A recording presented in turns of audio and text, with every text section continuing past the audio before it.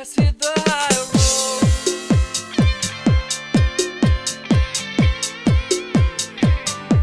Let's hit the high road.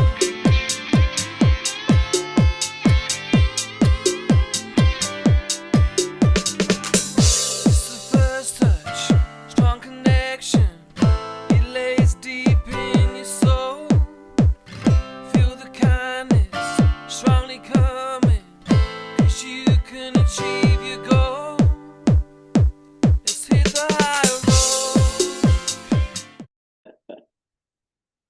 Hi, this is Nancy Yeareld, and this is Nancy's Psychic View on the High Road to Humanity. And all the way from New Mexico, Sally Patton is here, and welcome to High Road. Thank you, Nancy. I'm really happy to be here. I'm happy you're here today. She's written this cool book, you guys. It's Life is a Song of Love. And if you're watching me on YouTube, this is what it looks like. You know, this is a woman's spiritual journey of the heart and the womb, and it's by Sally Patton. And let me sit back and relax real quick, and let me just give you an idea of what we're going to talk about today. For over half her life, Sally Patton has engaged in a contemplative spiritual practice to awaken from separation consciousness. In Life is a Song of Love, she draws upon channeled non-dual teachings from Yeshua and Mother Mary. And I'm really interested to hear about this. So combined with a variety of teachings from many faith traditions and spiritual paths to answer a unique call to be an emissary of divine, feminine, compassionate consciousness. The Holy Mother has returned to heal into wholeness the division between feminine and masculine energies necessary to end thousands of years of patriarchal domination. Sally helps women wake to the strength of the mother within, embracing the sacredness of all life on Mother Earth. And this is for men too, isn't it, Sally? Yeah, I actually have some spiritual brothers that are reading it. I think it's helpful for men to read it also. So. Yeah. Well, tell us your story. You say that your son Tyler was the catalyst for your spiritual journey. Talk about and you were telling me about your ministry before we started the show. Yes. So just a little background information. I had joined the Unitarian Universalist Church because I wanted a faith tradition that embraced and taught all faith traditions. I had, by this time, rejected the patriarchal Christian church because it wasn't answering my heart and my longing for the divine feminine and the mother. Right. So when I joined the UU church, it provided a home for me. And I was also working for the Unitarian Universalist Urban Ministry. And while there, this was probably the first time anybody had done a guided meditation with me. Wow. And it opened up like my vision. I connected with my spirit self, and the power animal that showed up is the owl, which is also associated with the divine feminine. Mm-hmm. And I actually rode the owl, and it gave me this view of everything. And eventually that owl, the mother owl, came to me several times while I was learning about how to help my son. And he had failed kindergarten. And I was like, how do you do that? You know, he's 5 years old. You can't fail kindergarten. And so that just spurred me on to try to figure out what was going on. Okay. Now, I had been working in the disability field for many, many years before I started working for the UU Ministry. So I understood what special needs labels are, and I understood his rights about having a free and appropriate education. But what I really wanted was some spiritual help with this. And I couldn't find anything out there. And so one of the mothers in the church asked me if she couldn't bring her son to church, and her son was struggling in many, many ways. She said, where can I bring him? And I went, I can do something about this. So I eventually wrote several proposals and received funding to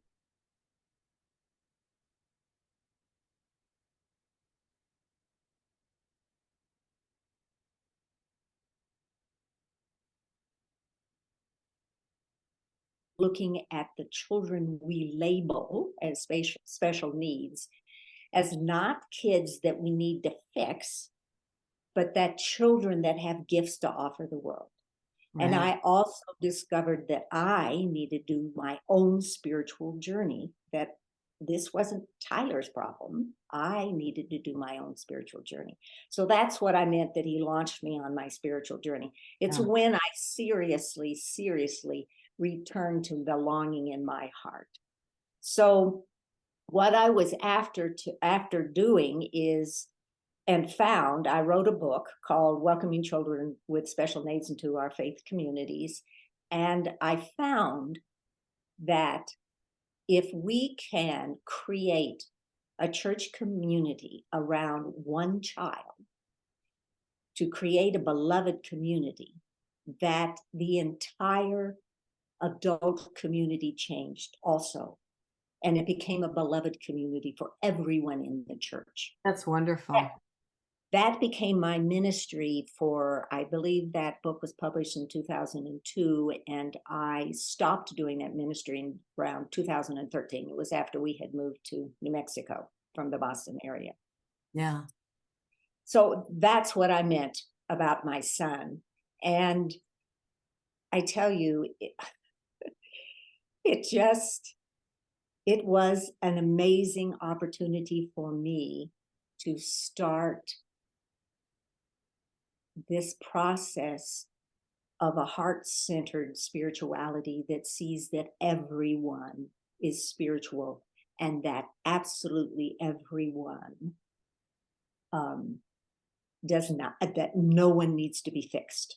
Absolutely no one needs to be fixed. That we need to create a circle that includes everyone. Everybody. Can I ask how your son is today? How is Tyler today? He's wonderful. In fact, he did the cover of my book.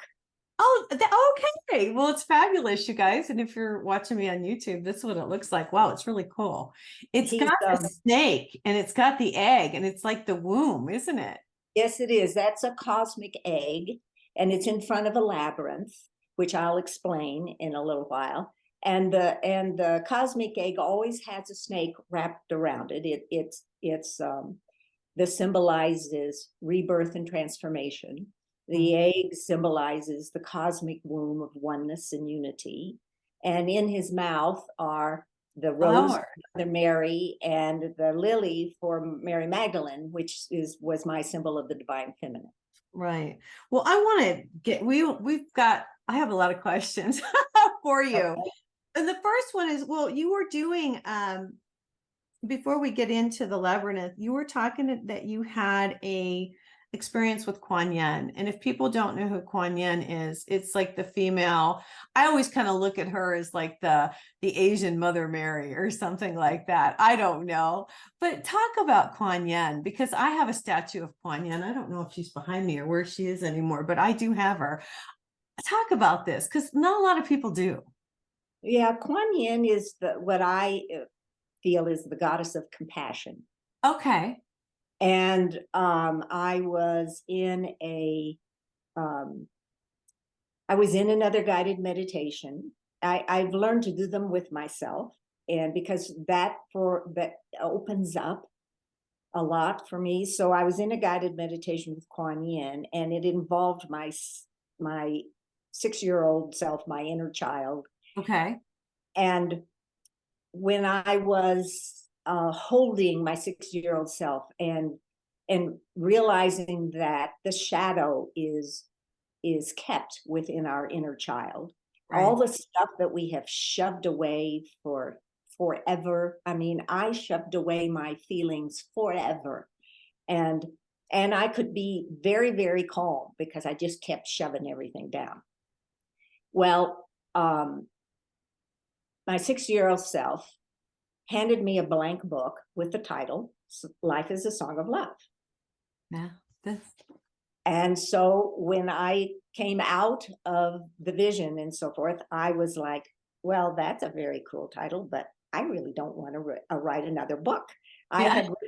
I had written a second book called Don't Fix Me, I'm Not Broken, Changing Our Minds About Ourselves and Our Children, which was influenced by A Course of Miracles. I had become a devoted student of A Course of Miracles. And it was very much a book on how to parent from love rather than fear. There you And go. how to see that our children that maybe have special needs labels, that the labels can become self-fulfilling prophecies, and we need to let them go if we're going to parent from our heart. So that was that book. And then, so now I'm presented with this one. I've moved to New Mexico. I have since read lots more channel teachings besides A Course in Miracles. And I really didn't want to do it. I mean, if the truth be known, I really didn't want to do it. I loved my contemplative life. I loved living on top of a mesa in Georgia O'Keeffe country and looking at those. I did not want to rejoin the world, if the truth be known. But you were needed. You were needed. You were called. You felt called, didn't you? I did. I got called. Yeah. And to sort of preface what happened before that calling is that I had read in another channeling of Yeshua called A Course of Love, and in it he talks about the way of Mary. Okay. And when I heard those words, I immediately felt that I needed to get up and go outside and walk. And there were two hawks spiraling overhead, indicating that I was to receive a message. And I'm walking, and all of a sudden I come to a complete standstill. It's like my life just flashed before my eyes. And I heard Mother Mary's voice say, "Your life has brought you to this point where you are to be an emissary of the divine feminine." And then, of course, as I came out of it, I was like, okay, but how? And so when Kuan Yin gave me that book, which was probably a year later, Okay. that the how was answered. Okay. Okay. And Now, then, go ahead. well, no, I don't want to interrupt your train of thought. I just have a question. When did you start to channel Mother Mary? And I prefer to call it transmissions, because what happens is I get this, it's so hard to describe. I just get all of this information and awareness, and then I need to put it into words. So like a lot of people who channel, they actually channel the words. Yeah, I was just going to say I channel, so I'll stop you. My audience knows I channel Archangel Gabriel. Okay. And what I do is, I'll just tell you, I don't care. I bring him in. I bring him all the way in to where he's right here with me. And then I just listen and I write. And I write it verbatim, and then I put it up on my website. And actually, I'm working on a book right now with his messages. Oh, wonderful. Right. But it's just like you. So that's what happens to me. I listen to what he says and I just write it. Is that what you do? That's pretty much what I do. Okay. It's a little different that for the book, and there were a couple of places in the book where I actually did receive a channel from Mother Mary, and then where I got the words. I also shared one from Yeshua where I actually got the words. Yes, and I read that. It's in here, you guys. What generally happens is, so probably the best way is to explain how the book came about, because my other two books, I'm an outline type of person. I would outline, and then this stuff would come through, right? Structure it. You had a whole structure. Yeah. Okay. And right away, that just wasn't working. It just wasn't working. And so what I do is I just meditate for a while. And then eventually I heard this, the heroine's mystical journey is not the same as the hero's mystical journey. So therefore, what does the heroine's journey involve? And I had read Maureen Murdoch's book a long time ago on the heroine's journey. She had stages within a circle. It was a wonderful book for the time.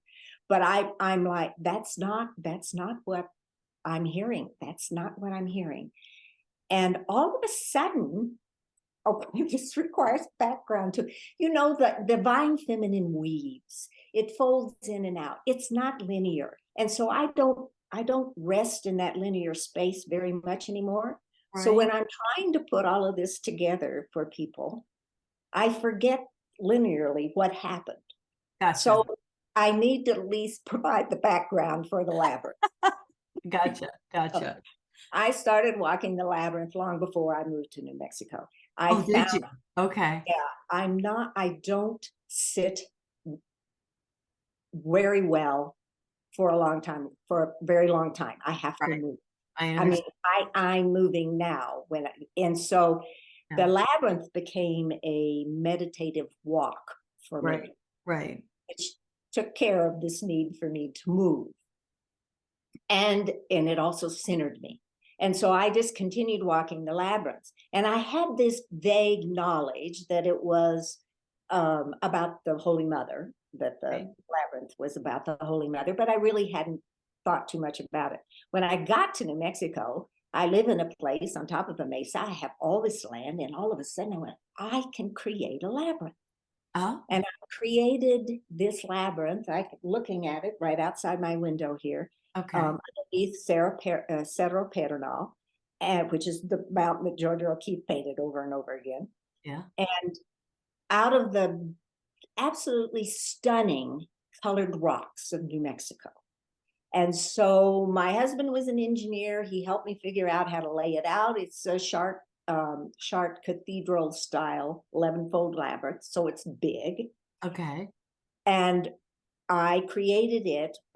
Took me about 1.5 years to collect the rocks, and started walking the labyrinth, and it opened me up in a totally new way. Nice. The expansive views of where I live, it's like my heart expanded to the space. And then I had this very definite feeling that I am walking into the heart of the Holy Mother. Oh, wow. Because the labyrinth is not like a maze, which is there to confuse people. The labyrinth is a unicursal path that folds in and out. It takes you almost into the center, and then it takes you out again. It becomes like this dance of expression and movement as you move all the way into the center of your heart and also of the heart of the Holy Mother. And you can't get lost. And then I thought, that is the perfect metaphor for the heroine's spiritual journey. Because it's about weaving in and out, folding in and out. We can get stuck on a fold sometimes, and we may stay there for a while, but then eventually we will start moving and folding in and out, and we always end up in our hearts. So once I had that metaphor, then the book finally came together. And then again, the message from Mother Mary was, your book is going to be written the same way, folding in and out. You may not know where it's going to go. You may not know where any of the information is going to end up, but to just trust that it will, and it'll all come together. Yeah. And that's what I started to do. I just started writing. I did not know where I would end up. I did not know that I would have a visitation from Lilith and write an entire movement. Yeah, I want to stop you because I want to talk about this, but I want to kind of preface. So I don't know a lot about this, but I want you to tell me in the audience about this. Lilith was Adam's first wife. This is what I wrote down, and then I'll let you expand upon it. I'm talking about Adam and Eve, you guys. This is before Eve. Lilith was Adam's first wife, and Adam complained, and so God sent the angels. He complained so loudly that God sent the angels to Lilith to demand that she return to Adam, but she didn't want to. She left Adam. She did. Oh, this story. I mean, we don't hear this so much. And how do you even find out the information on this? I mean, well, believe it or not, a friend of mine who's an astrologer, a spiritual astrologer, she was mentioning that Lilith shows up in astrology. And I was like, Lilith, like the Lilith fair. I mean, do you remember? Well, I'm Well, much yeah. Actually, yeah. The Lilith. all of the Yeah. women singing and so forth. And she got adopted by a lot of the feminists because she was the first woman to take a stand and not succumb to Adam's need for her to be underneath him, basically. So that's pretty much what it was then. I mean, I just want to make sure I'm clear and that the audience understands. Her and Adam were together and he was telling her what she should do. And she was like, no, I'm not doing that. She stood up for herself. Yeah. Yeah. And then, of course, there is a his story, and there is a her story about this. And the his story wanted to discredit Lilith. And she became, they started calling her a succubus, actually a vampire at times. They were trying to discredit the fact that she left Adam. And then they said they had this huge war. I'm sort of very quickly paraphrasing. And God demanded that she kill all of her children, which she was birthing parthenogenically. And so she became a witch that destroys children. So they tried to destroy her reputation. Her story is of a very strong woman who knew that there was a mother face to God, and that it wasn't not only the father face, and that this authoritarian, violent God was not who she knew God was, which was a balance between masculine and feminine energy. Thank you. Yeah. And so that's what started it. She also came out of Africa. I am sure she had black skin. I am sure she's the first Black goddess that we've talked about. And her story. So I did do some research. I had to.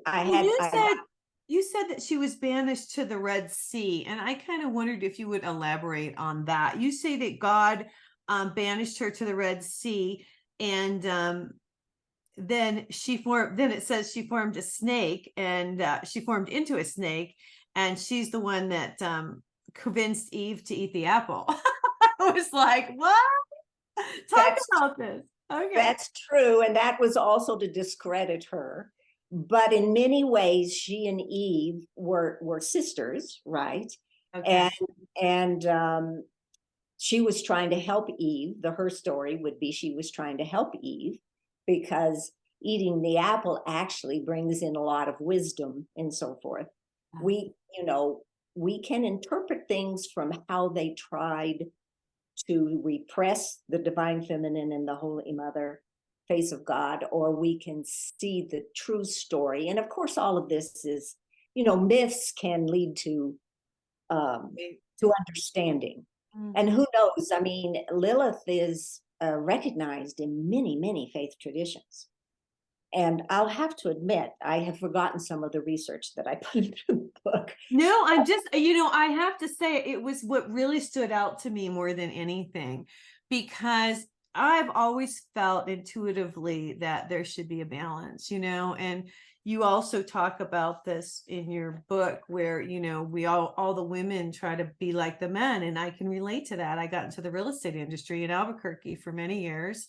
And I had to wear a suit and I had to be like the guys to make the money. I was a single mom. I'm just giving this as an example, but it's what we have. And when I was reading your book, I guess what really hit me, which has never hit me before, is why do we do this?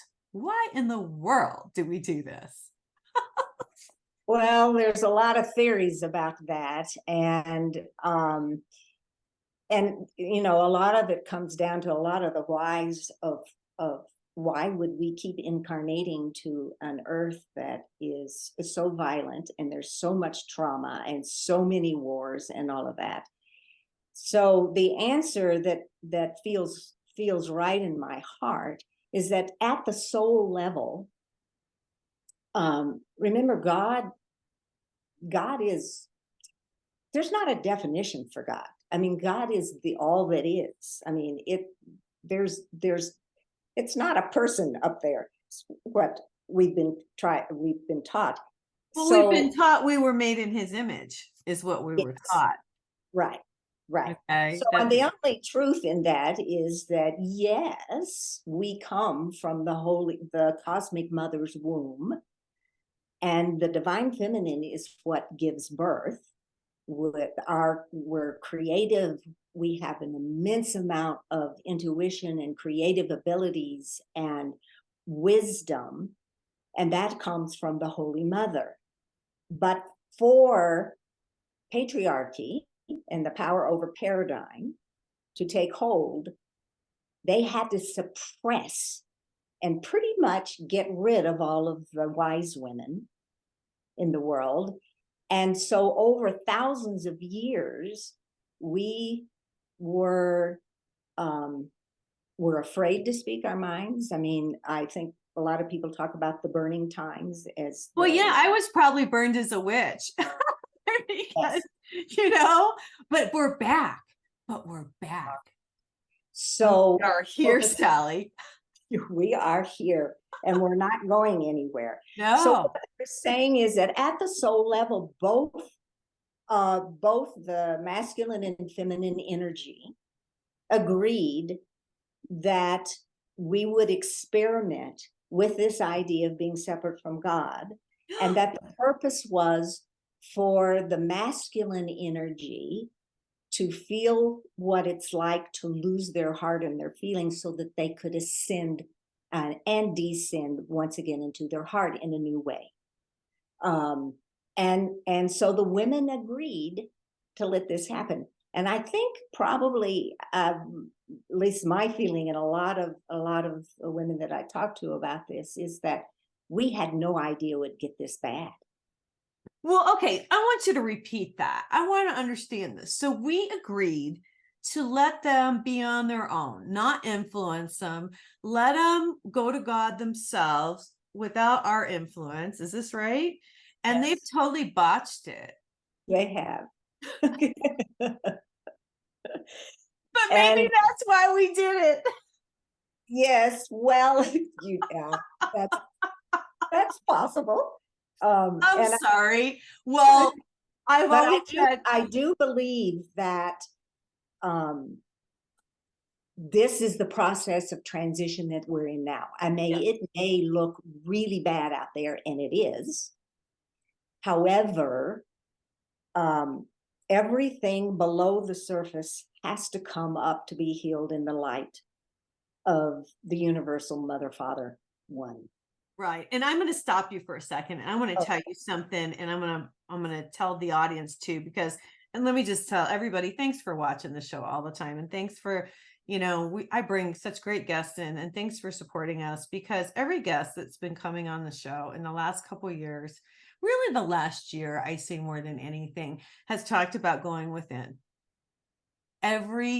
Everybody's got a little bit of a different take, or maybe a little different approach, but it's always about going within. And I'm going to read something that was in your book. You say, as within, so without, means we listen to the voice within our God self. We begin to create the world outside of us from love. That's it. That's it. That's it.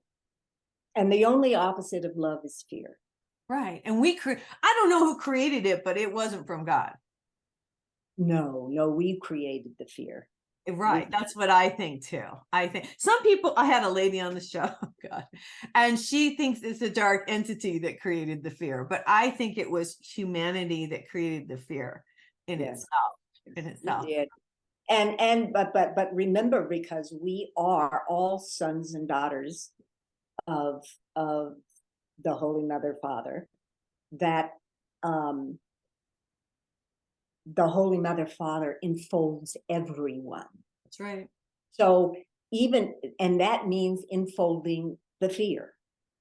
So the fear is enfolded within all of this. But God didn't create it, we did, because we wanted to experience what it would be like to be separate from our source. Right. Now, do you believe that as we go in and we realize, because I've realized, I have to tell you, the real love that I have felt in my life is from God. It's not from any person. It's not from anything. It's the love of God has changed my entire life. And so you can't tell me there isn't a higher source, because I know there is, because that's how it's changed me. So what I think is, and I want to know your opinion, I feel like we all have to go in, we all have to realize, we all have to connect back, and then we can ascend. What do you think? Oh, absolutely. But I'd like to modify that a little bit, because Okay. what we're doing is, for the first time ever, we're becoming fully human and fully divine. Yes. And when we reach that place of being fully human and fully divine, then we will create the new earth. And the new earth, yeah. So some people call the age of Aquarius, some people say that we are moving into the fifth dimension, whatever. This is why we have done all of this work of incarnating and gone through all of the struggle and the trauma and the pain and all of the sadness and all of this stuff, is so that we could ascend into our heart, which is it's also descending. It's ascending and descending. You know what I'm saying? I know exactly what you're saying, but we have to get there. We have to Yes. get there. And I want to say that we've all chosen to be here right now to do this. Yes, we have. Yeah, Mhm. everyone. Yeah. Mhm. And We all some have have our little part to play. Yeah. And some have agreed to play the bad guy, to put it bluntly. Let's talk about that briefly. And I don't want to get in, because I don't want to be too negative, but we've got all these wars going on. We've got Israel, we've got the Palestinians, we have this stuff going on over in Ukraine. A lot of people say it's just a ruse, it's a distraction. And when I channel Gabriel, he says, we're not being given the truth, which we're not. We don't really know what's going on. But what do you feel on that spectrum? Do we have to go through all this? Do we have to fall completely down before we can go back up? Or what do you think? I have to believe, I have to have this faith that there is a purpose beyond my understanding. Right. For all of the conflicts. And what I realize is that it is ancient, what's happening now. And it's so ancient that we can't quite understand all of what's happening. So the only thing I can do is have faith. Right. No, we're not going to blow ourselves up. No, we're not. And that, yes, this, once it resolves, then it's going to be a major, major change. Yeah. Once we resolve these wars that are happening right now. I actually do believe that in 10 years, we will see ourselves well on the way to creating the new earth of divinely human beings. Mm-hmm. We won't be there yet, but we will have that focus, and we will know that that's the way we're going. Mm-hmm. So that's where I have faith. And the only thing that I know that I can do is to continue to love myself, to continue to forgive myself for anything that, and in the mother-daughter patriarchal womb, when we get to talking about that, I start talking about loving the unlovable and forgiving the unforgivable. Well, no, let's talk about that, because you do a whole chapter. This is a lot. There's a lot of information in here, you guys. And her and I could be on here for 2 hours. Trust me. You talk about forgiving mothers, daughters, sisters, and ourselves.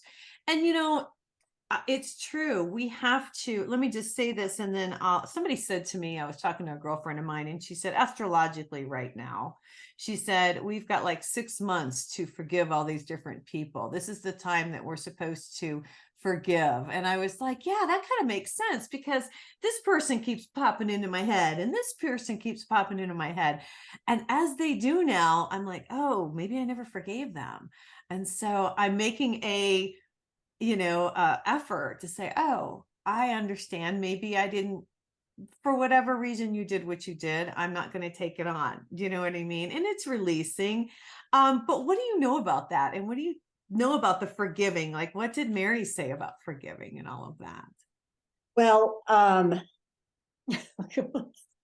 one of the things I do want to say is that so much of this book was a transmission, and I literally lived it while I wrote it. I mean, everything I wrote about was happening in my life at that time. That was why it was folding in and out and weaving in and out, because I would be living something, and then that piece of it, like the anger I had at patriarchy, showed up in the book of anger, and that's when Kali Ma showed up to show me how to turn it into fierce love. Then my daughter came, and she talked about how she had felt that I hadn't loved her as a child because I had not hugged her as much. And that took me really deep into learning about how I'd been raised by my mother and her mother before that, and so forth, down the female line. And there was so much coming up, and Sarah and I were working together and healing our relationship. And when I first realized that, when she was a child, she just felt that because I wasn't hugging her, that I didn't love her. But then she always knew that she could come to me and that she could tell me this and I wouldn't get angry. But it was heartbreaking, the stuff that I was doing. Let me ask you a question. Did your mom hug you? When I think about it, I think I came in with the fear of hugging. Yeah, because my mom never hugged me, and I'm bringing this up for a reason. My mom never hugged me. She was a narcissist, and she never hugged me. But my dad did, and I would wait. I can relate to your daughter. I'm going to tell you this. I would wait for my dad to come home every day from work to hug me. And so when my kids were born, I'm a big hugger. Like, I'll hug people, like, and you can tell if they like look at you like you're nuts or whatever, but I don't care. I'm a hugger, and I'm a hugger because she wasn't. Yes, and I became a hugger. Oh, that's why I asked you the question. Like, is this hereditary? I don't remember very many hugs from my mom. And Yeah, she was very see? loving. And Yeah. but what I learned in all of this, and it's so complex and it's very hard to explain all in this, but I learned that with all of the repression of the divine feminine energy and the mother face of God, we became the prime purveyors of patriarchal conditioning. And the women had to do that. We were the ones giving birth. And so we passed this on. And I focus on the daughter. Obviously, we passed it on to our sons, to our non-binary, our trans children, our whatever. We passed that on because we're the ones that gave birth. And we were conditioned to condition them.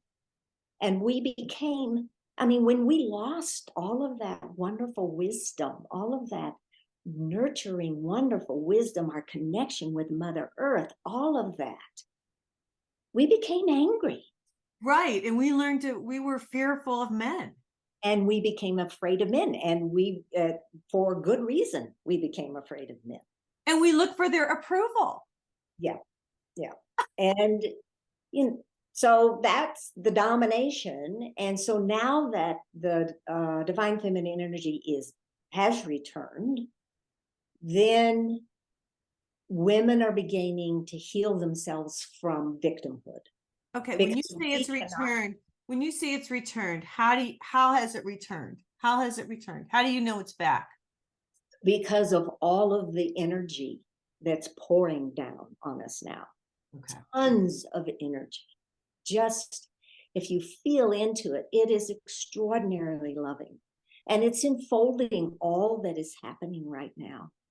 And I realize that the best way we can help is to remember and return to that loving mother energy, and then learn how to balance both the divine masculine energy, which is significantly different from the distorted masculine energy that we are familiar with. In fact, it took me a very long time to even understand what divine masculine energy was, because I was so affected. We've all been so affected by the distorted energy.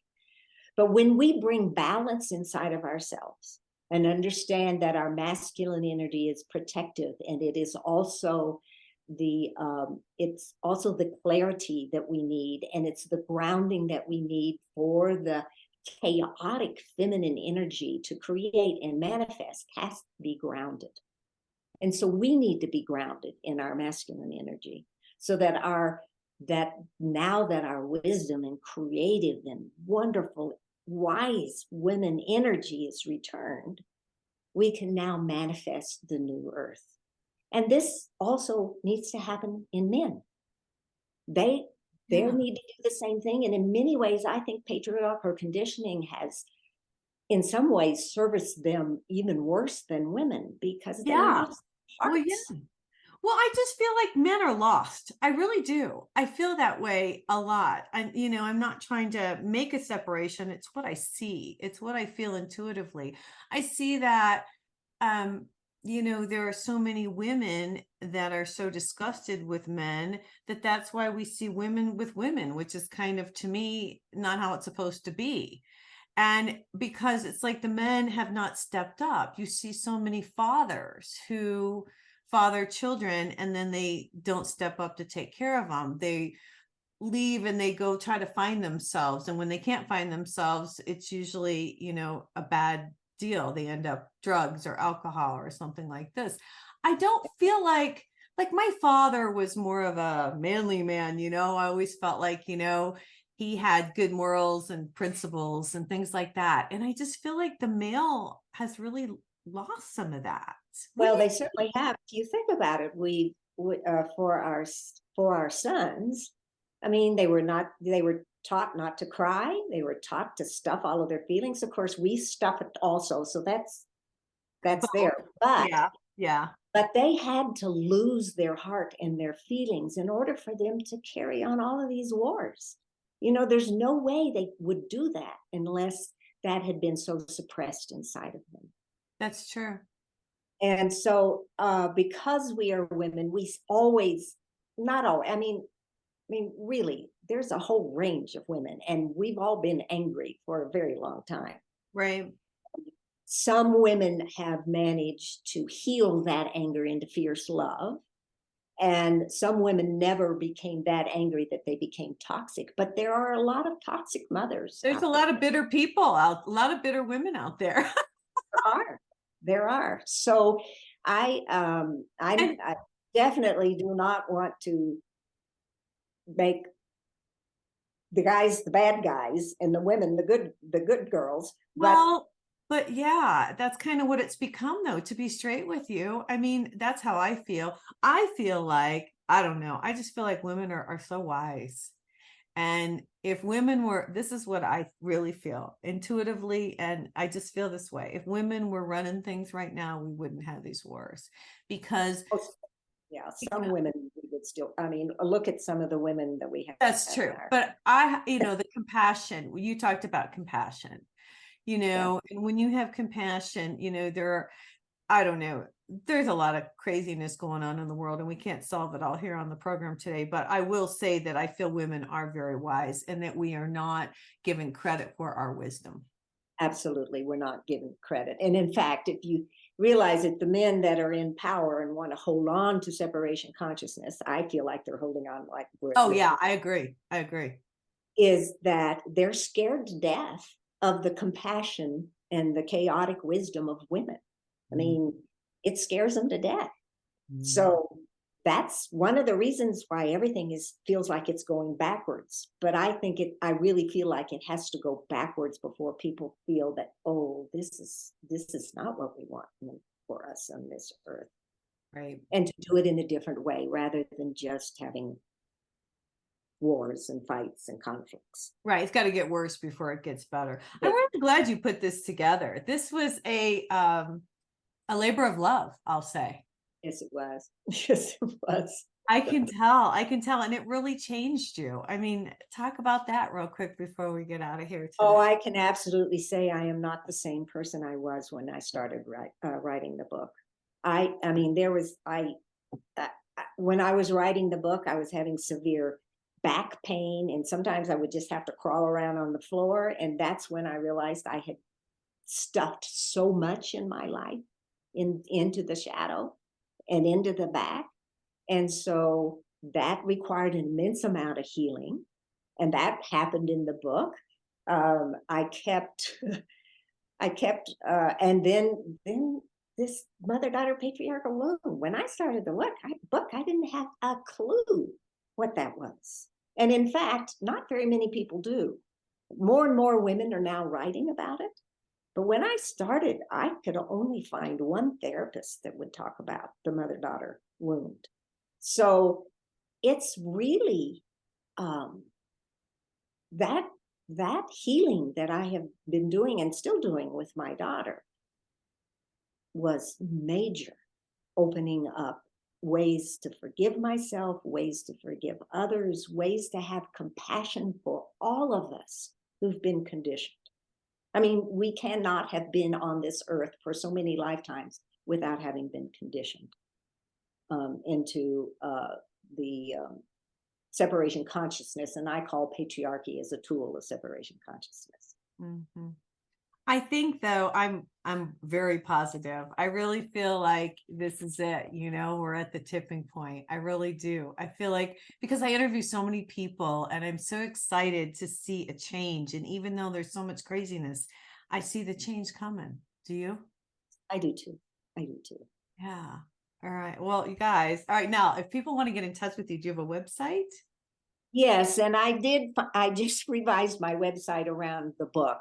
So Okay.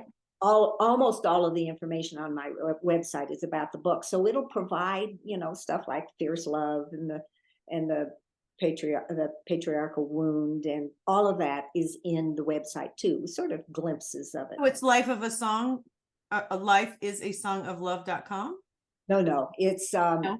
my regular website is called embracechildspirit.org.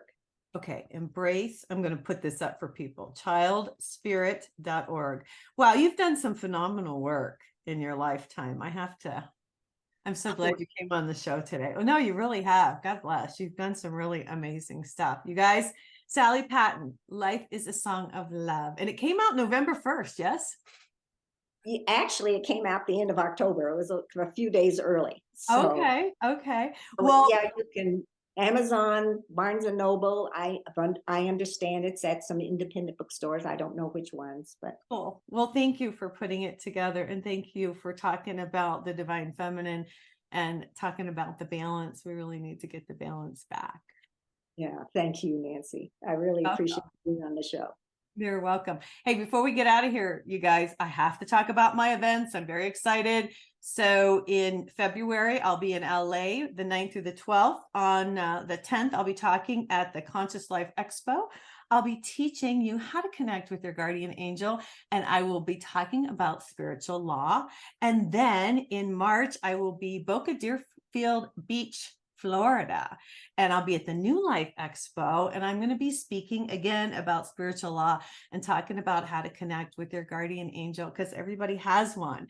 And there's a new message up on my website, nancyyearout.com, from Gabriel, Archangel Gabriel. I'm working on a new book, you guys. If you want to pick up my other one, it's just been relaunched. Wake up, the universe is speaking to you. Everyone have a fabulous week. Thank you again for joining us. I really appreciate all the support. And God bless.